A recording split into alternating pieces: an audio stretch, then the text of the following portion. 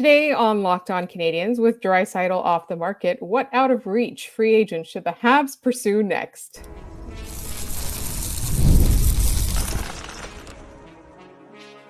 You're Locked On Canadiens, your daily podcast on the Montreal Canadiens, part of the Locked On Podcast Network, your team every day.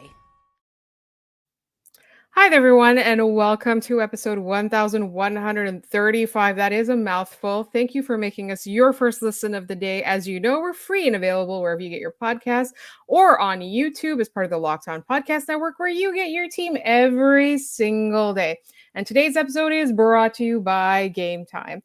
Download the Game Time app, create an account, and use code LOCKEDONNHL for $20 off your first purchase. Terms apply. What time is it? It's game time. My name is Laura Saab, also known as the Active Stick, and I'm joined, as always, by the wonderful Ian Boisvert. Maybe it's Ian. Ian, how are you feeling right now? I know you're a little bit under the weather, but I know you wanted to join for this episode because we are going to talk about something really important off the top, obviously. How are you feeling? I'm good. Who doesn't love a good August cold that comes out of nowhere?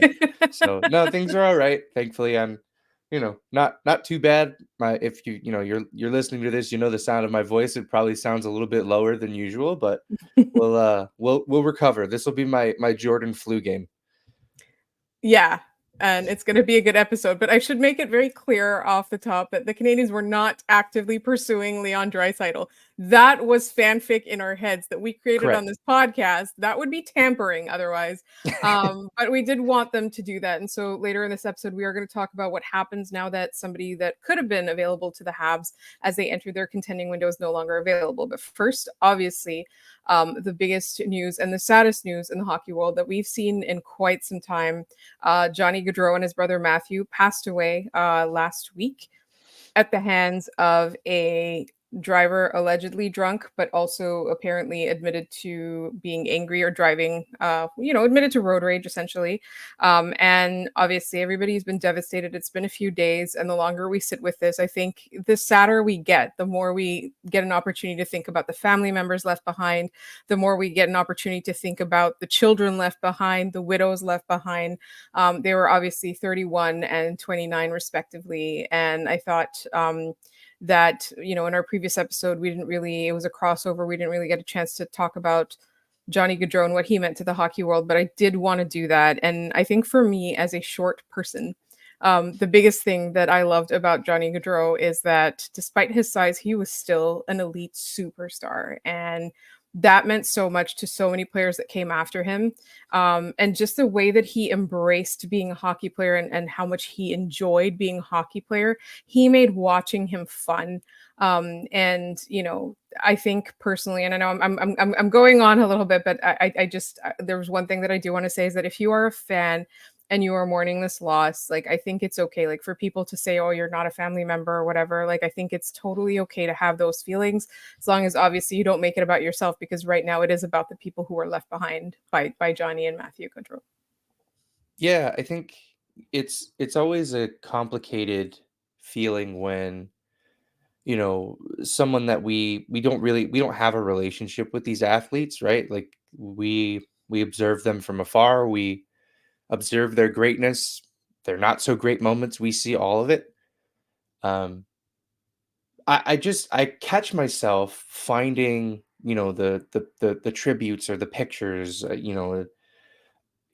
think they're having a candlelight vigil in Calgary on Wednesday, probably the day you're listening to this. And I just catch myself every time, like, thinking this isn't real, right? Like, it still hasn't fully sunk in that the Gaudreaus are gone. And Johnny was and he was an electric hockey player, right? Like, the kind of guy who just wouldn't be denied because he was told he was too small, and he did not care that you thought he was too small.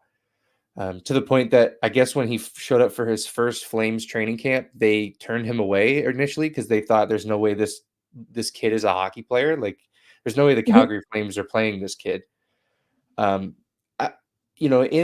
all of this grief, there's been just a lot of really lovely stories about the Gaudreaus. They seem like, like Johnny left Calgary to be closer to his family, which I think to me, like, that's how we should remember him. I know when he left Calgary, Flames fans were not very happy, and you had a right to not be happy about that as a fan of the Calgary Flames. But knowing why he did it, you should still have respected that decision, and I think most people did and certainly do now. Um, it's the I I I really love the stories that keep pouring in. The fact that, Johnny left his bachelor party several times to go be with his wife. Like, that's sort of stuff that just hits you in a way that you're not really you're not really ready for on a Monday afternoon. Mhm. The fact that he didn't like sushi, but his teammates would go out for it, and he would go to a Subway around the corner and get a ham and cheese sandwich just so he could hang out with his teammates.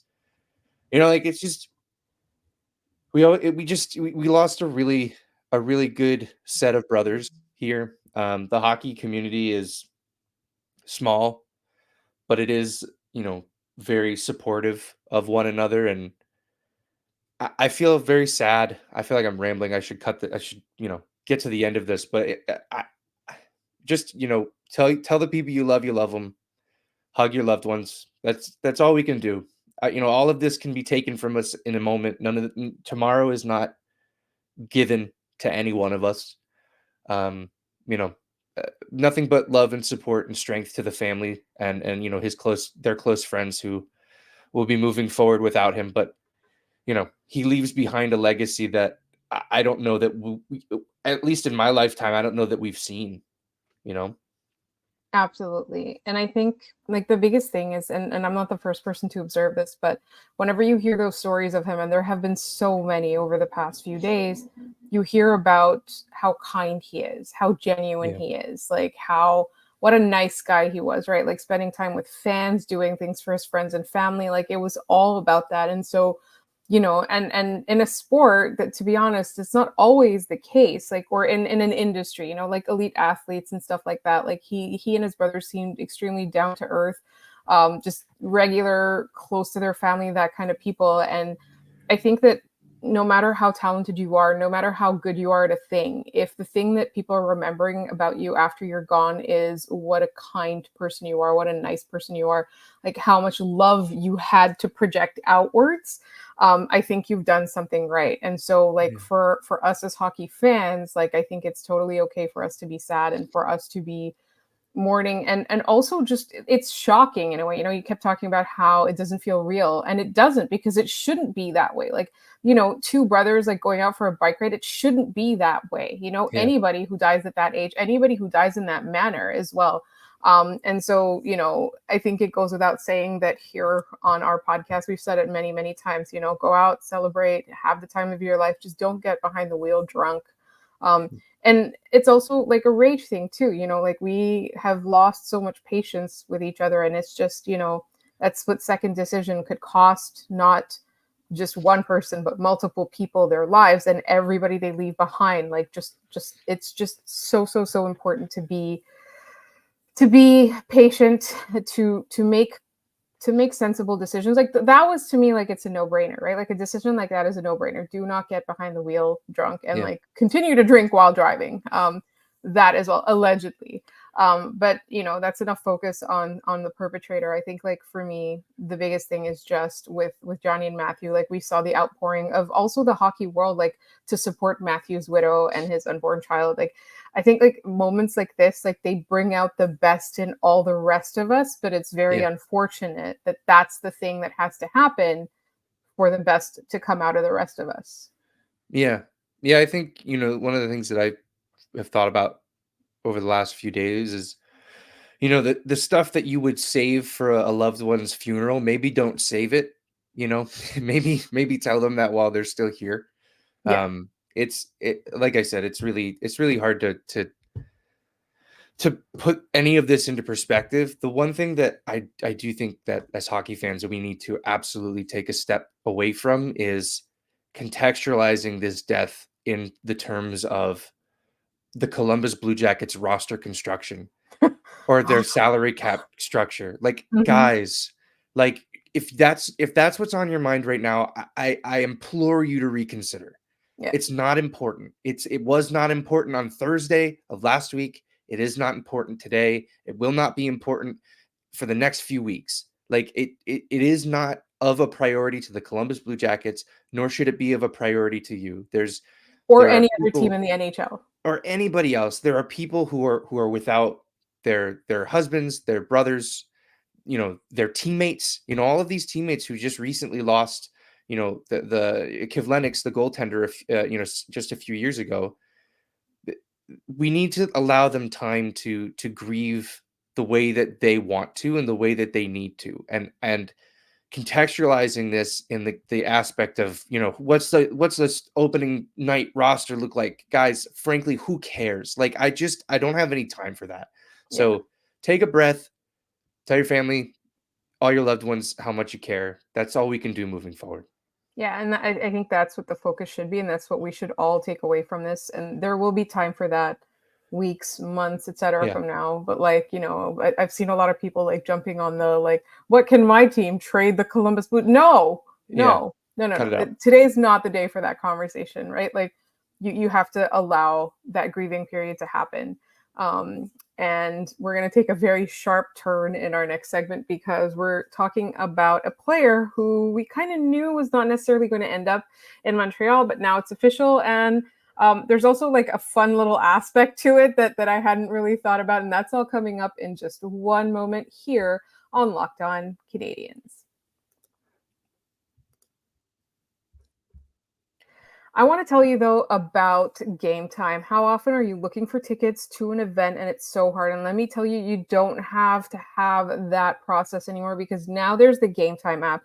And Game Time makes it so easy to purchase tickets for an event that you want that is near you, even at the last minute. They've even got last minute deals. They have flash deals. They have zone deals. They've got so much stuff. And there's also an option where you can toggle the option to see all of the fees at once. So you will see no hidden fees at checkout if you do that, because you know that that's one of the most annoying aspects of trying to find tickets to an event is all those hidden fees that crop up. So toggle that and you won't have to worry about it. And also there's one more thing that I definitely need to tell you about, and that is the fact that you can see the view from your seat before you go ahead and buy it. And it's so easy to just, take the guesswork out of buying tickets with Game Time.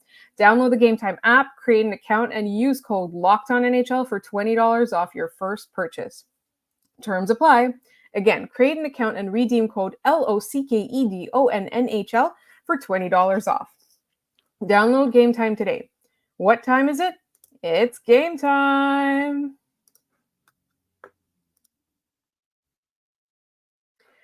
All right, so Mattias Norlinder. One of the reasons I wanted to talk about this, obviously, was that he does not want to take the Montreal Canadiens offer. He does not want to remain a Montreal Canadian. Don't think that was surprising to anybody. Also, there's a crowdfunding by to get. I don't know where it's at. I haven't checked it to get him to play. Like, they're trying to crowdfund for his contract to pay him for the next year. Which I thought was really interesting. But I think like one thing that I do want to focus on with the Norlinder story is that I profoundly believe that the Montreal Canadiens screwed this all up. Yes, it's true that he's had a couple of unfortunate injuries, but our good friend Patrick Bexell, who we all love, who we want on the show very soon, would always talk about the potential that Norlinder had, and we were very, very excited about it. But he always would caution that he shouldn't be brought over too early. And what did the Habs do? Bring him over too early. But also, like, I don't think that he was handled well, like in sort of like the way that like he didn't have enough rope, he wasn't given enough leeway, and all of that. So, Ian, I'm curious because as it was happening, like we were talking about it, but I'm curious what your experience of the Norlinder experiment has been over the past few years. Yeah, you're on mute. Thank you. That's the Norlinder experience, is muted. Generally speaking, like, is there a moment that sticks out to you of something that Norlinder did? Or No. Right, like, I think I saw him last February when I was in Hartford to see Laval, but I certainly wasn't looking for him. Like, it was just he might have been there. Who knows? exactly. So, he's part of that. He was I think a 2019 draft. Uh, Mhm. he was brought into the Bergevin system of developing prospects, which is to say, not a system of developing prospects. I think he has a very tantalizing skill set. At least, his draft profile reads as a defenseman you would want to have on your team.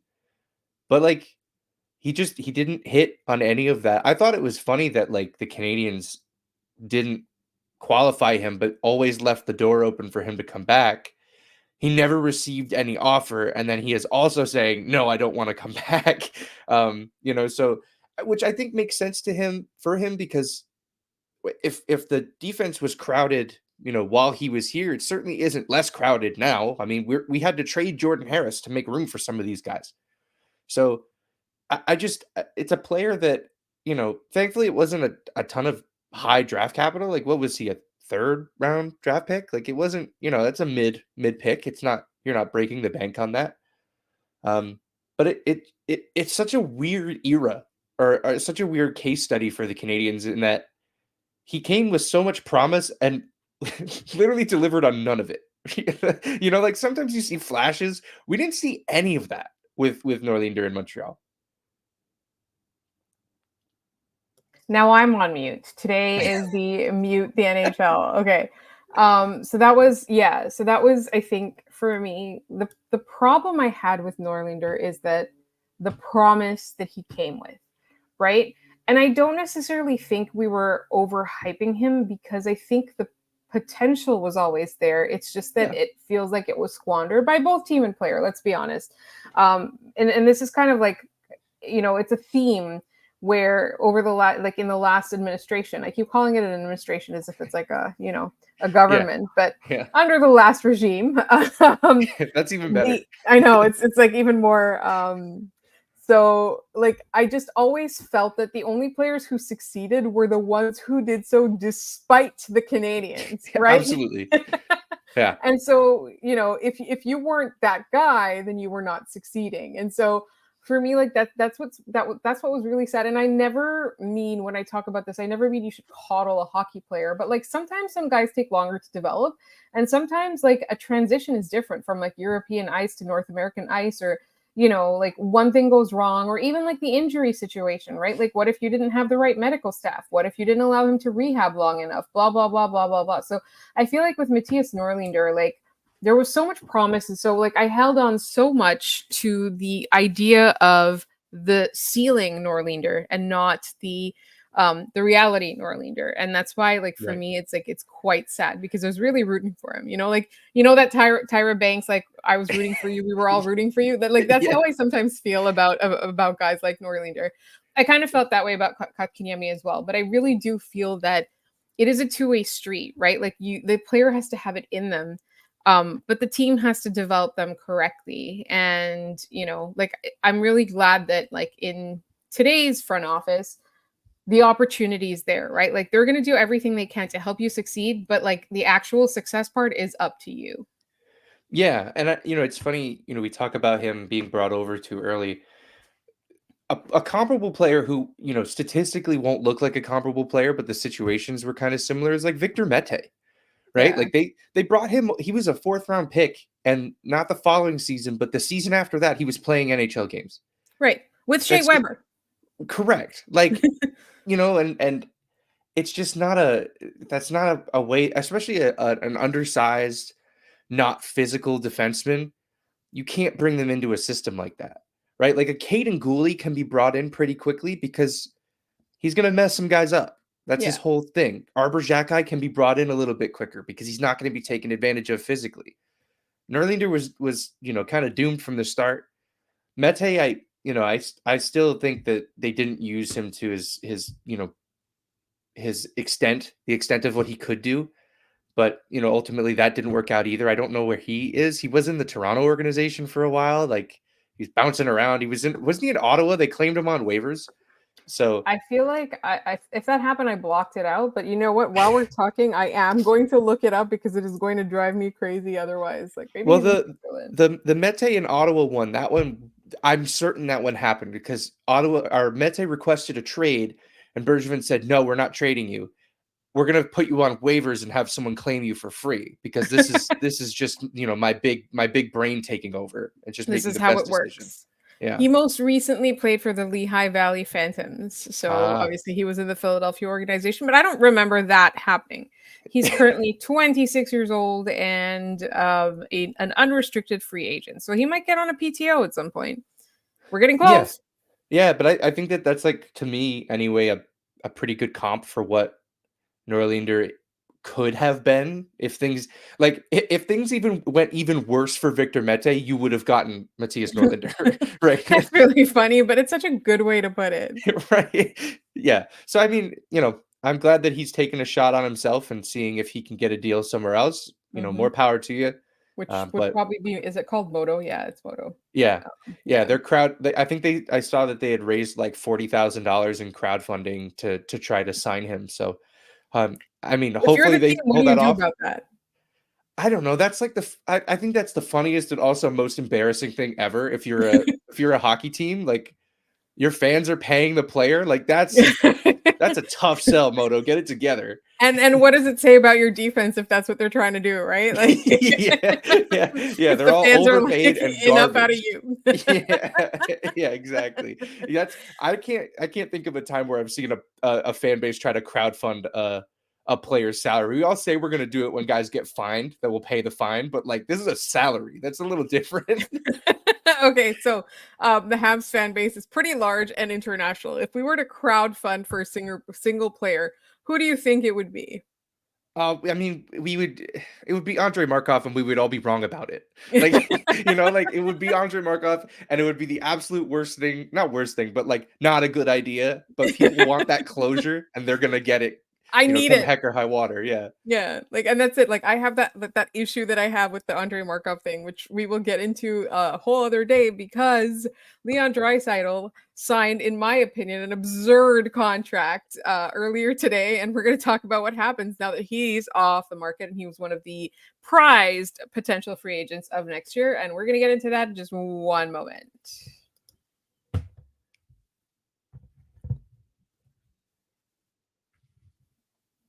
All right. So, Leon Draisaitl, who is an elite player, who is deserving of a lucrative contract, now makes more than, Austin Matthews, et cetera, et cetera. So what do you do if you are a team that was kind of hoping he would become available and that he would be sick of the Oilers shenanigans, and you were hoping to land a massive free agent signing next year? A team like the Canadiens or a team like that's the Canadiens. Yeah.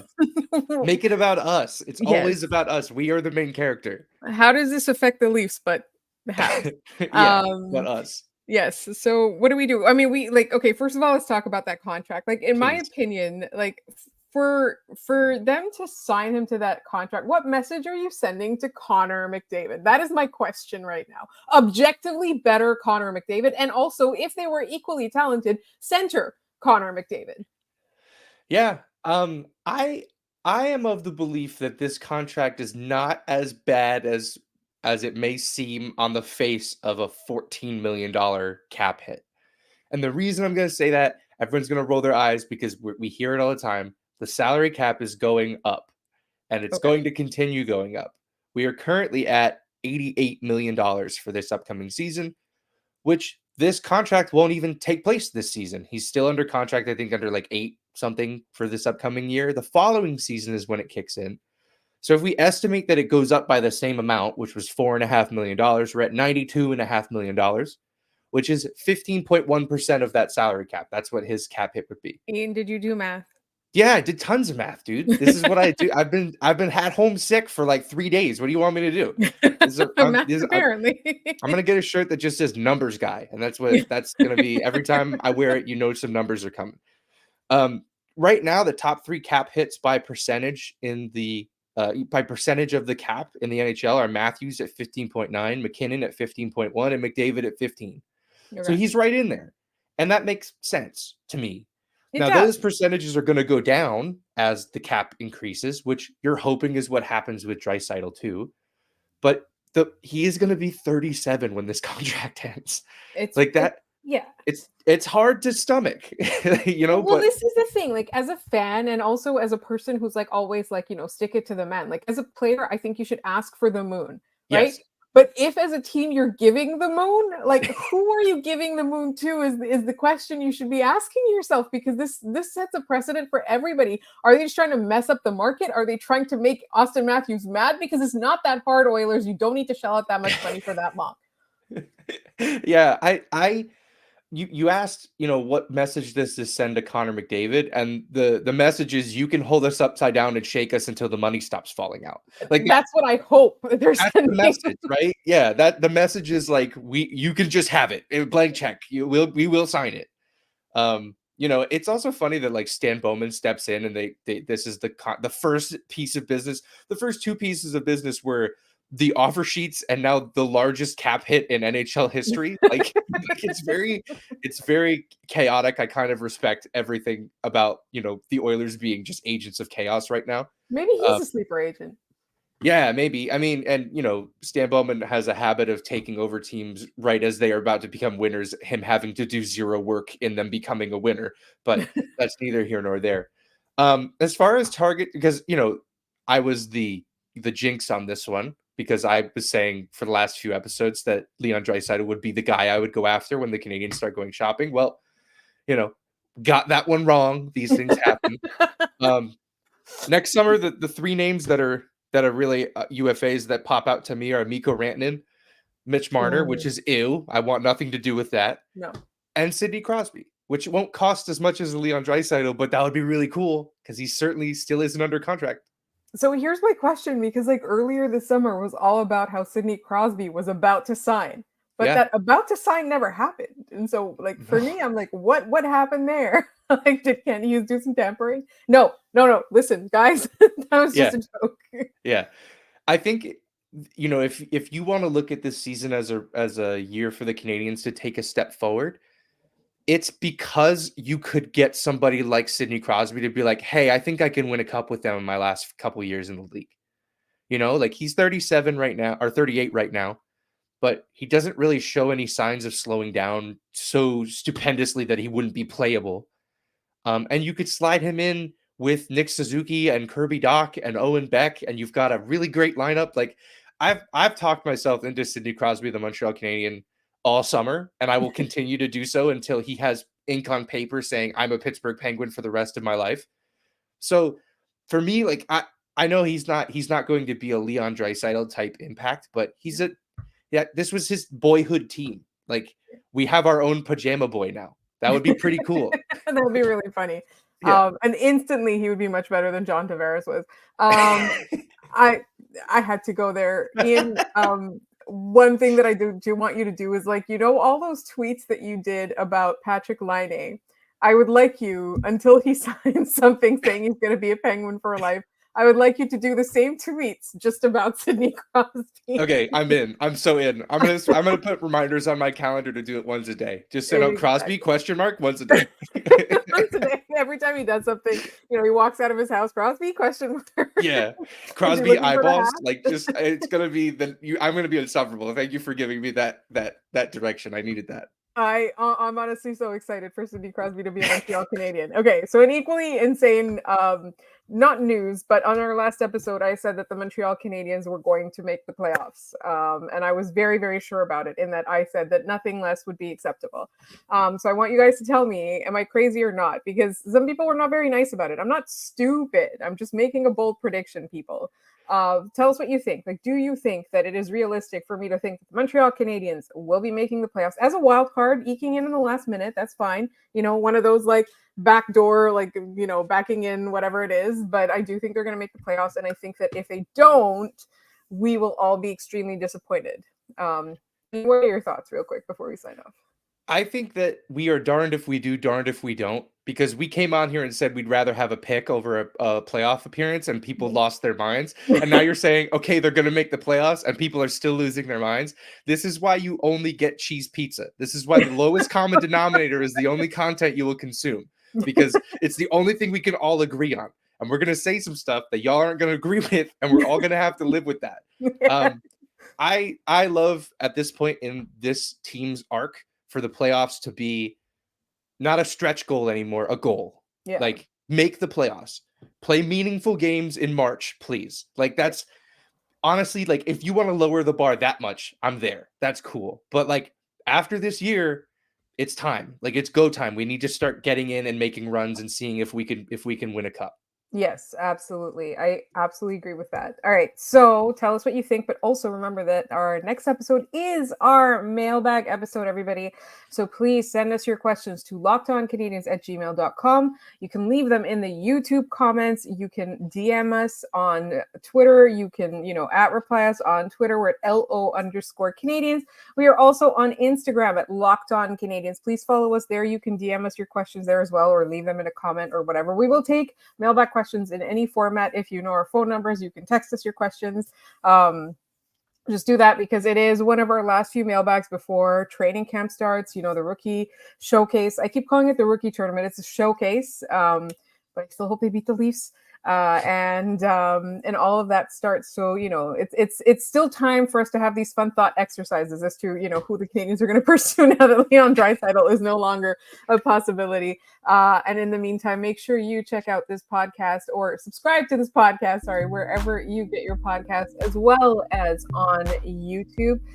Tell your friends, tell everybody. We're free and available daily. We're going back to 5 days a week very, very, very shortly. Again, the email address is lockedoncanadiens@gmail.com. Twitter is LO_Canadiens. Instagram is Locked On Canadiens. You can find my wonderful co-host at Maybe It's Ian. You can find me at The Active Stick. I want to thank everyone so much for listening, and we will see you all next time with a mailbag.